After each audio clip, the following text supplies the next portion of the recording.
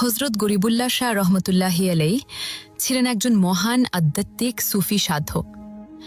আল্লাহর সন্তুষ্টি অর্জনের জন্য দূর আরব দেশ ইয়েমেন থেকে পথ পাড়ি দিয়ে চলে আসেন বাংলার চট্টগ্রামে।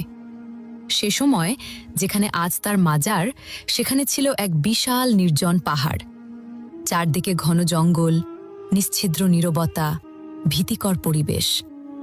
মানুষ তো দূরের কথা, অন্যান্য প্রাণীরাও সেখানে যেতে ভয় করত। কিন্তু সেই পাহাড়কেই তিনি বেছে নিলেন নিজের ইবাদত আর সাধনার স্থান হিসেবে। সেই মাজারের খাদেম থেকে জানা যায়, আল্লাহর কুদরতে বাঘ পর্যন্ত হজরত গরিবুল্লাহ শাহ হুজুরকে পাহারা দিত। এই দৃশ্য বর্তমান খাদেমের বাবা মা নিজ চোখে দেখেছিলেন। ওই পাহাড়ে ছিল এক অদ্ভুত মিষ্টি পেয়ারা গাছ। পেয়ারার স্বাদ এতটাই মধুর ছিল, সারা বাংলায় এমন স্বাদের পেয়ারা আর কোথাও পাওয়া যেত না। একদিন কিছু সাহসী বালক শুধু সেই মিষ্টি পেয়ারা খাওয়ার লোভে পাহাড়ে উঠে আসে।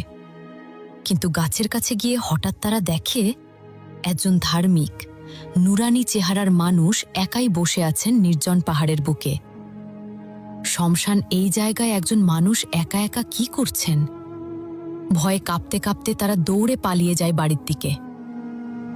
সব শুনে বালকদের বাবা মা বুঝে যান তিনি নিশ্চয়ই একজন আল্লাহওয়ালা মানুষ। তারা এক পাতিল ভরা খাবার বালকদের হাতে দিয়ে বলেন, যাও, এই খাবারগুলো আল্লাহর ওই বান্দাকে দিয়ে এসো।